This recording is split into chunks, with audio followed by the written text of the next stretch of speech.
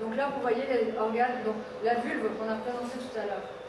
Sur cette vulve, vu qu'elle a été créée à des fins plus pédagogiques. Les maladies sexuellement transmissibles IST, provoquées par des bactéries, des virus et des parasites, font beaucoup de victimes, notamment pour la jeunesse.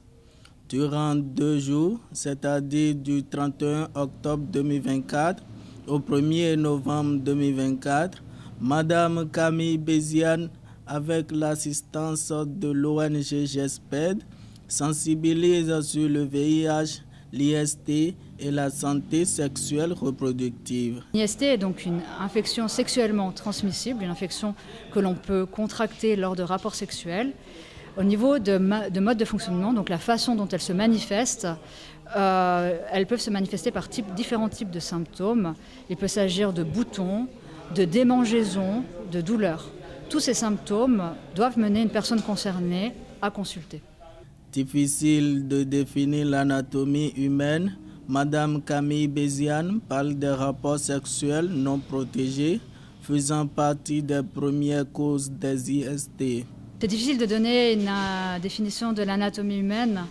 Ce matin, nous avons parlé en fait de la santé sexuelle et des symptômes qui étaient reliés aux infections sexuellement transmissibles.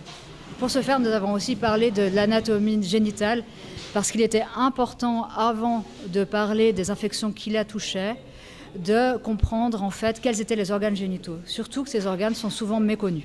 La meilleure protection possible contre les IST reste le préservatif. Et ne pas oublier de faire les tests également. Elle lance également un appel à la jeunesse sur les IST et leurs dérivés. Je dirais continuer à se former sur ces questions-là, continuer à prendre soin de soi, à se protéger, à faire les tests de dépistage. Et mon mot de la fin serait de dire que même si on a parlé ce matin de tous les risques, la sexualité, ça reste un beau moment de partage et que je souhaite à la jeunesse de pouvoir profiter de tout ce que la sexualité peut lui apporter. L'hygiène sexuelle étant un facteur très important dans la vie des jeunes, Landrine Idjoma Obouma précise. Ce thème parce que ça a déjà rapport avec notre axe d'intervention qui est la santé sexuelle de reproduction.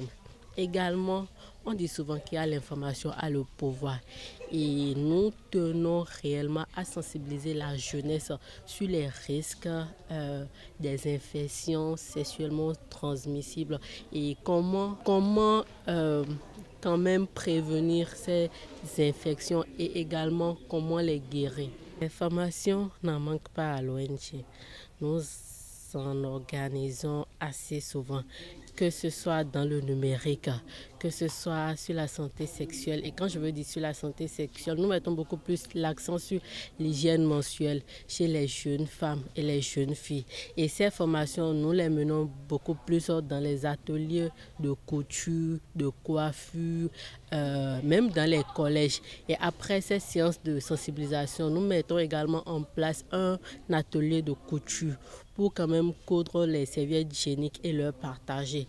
Nous faisons également des formations sur le leadership féminin, sur l'entrepreneuriat, également des formations sur perlage, fabrication de savon liquide et de gel et tout.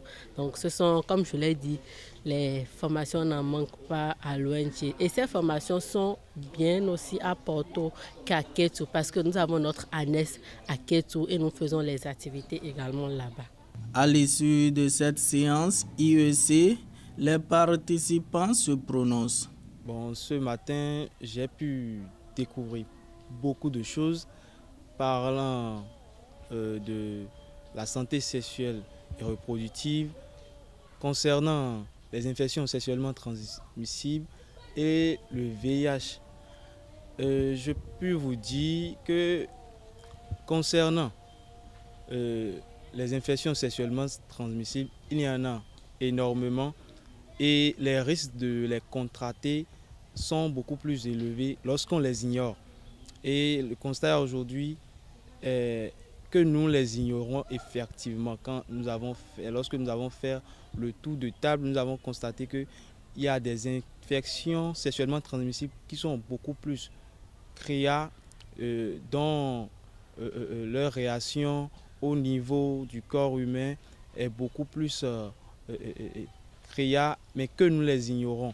Aujourd'hui, nous pouvons dire qu'on n'est plus à l'ère de l'ignorance et qu'il faut constamment s'informer sur ces genres d'informations, d'éducation et de communication et y prendre part. Y prendre part parce que cela nous sauve. Cela nous sauve lorsqu'on ne connaît pas ou bien lorsqu'on ne sait pas qu'il y a un risque par rapport à telle ou telle chose, par rapport à telle ou telle infection ou que telle infection existe. Ne pouvons pas éviter cela ou ne saurons pas comment nous allons nous y prendre lorsque nous avons déjà cette infection-là avec nous. J'ai retenu plusieurs choses de cette formation parce que connaître son corps étant important et les maladies ou les infections autour de nous sont également importantes. Donc nous avons appris beaucoup de choses sur les maladies sexuellement transmissibles et puis les infections sexuellement transmissibles, ce qui va permettre à chaque individu de connaître son corps et de ne pas se faire piquer une maladie ou transmettre une maladie. La formation est tellement importante que je voudrais appeler les jeunes à souvent participer à ces genres d'ateliers pour connaître les corps, pour savoir ce qui se passe à cause d'eux, pour ne pas piquer des infections ou maladies qui pourraient y aurait. Et ça va quand même agir sur le corps, sur la santé mentale, sur la santé reproductive. Et après, on va commencer par chercher enfants de gauche à droite. Pourquoi je traîne cette maladie? Et ce qui peut aussi réduire l'espérance de vie de l'homme. Parce que lorsque vous êtes malade, peut-être ça va agir sur votre cycle de vie. Et banalement, vous allez mourir d'une maladie que vous avez négligée.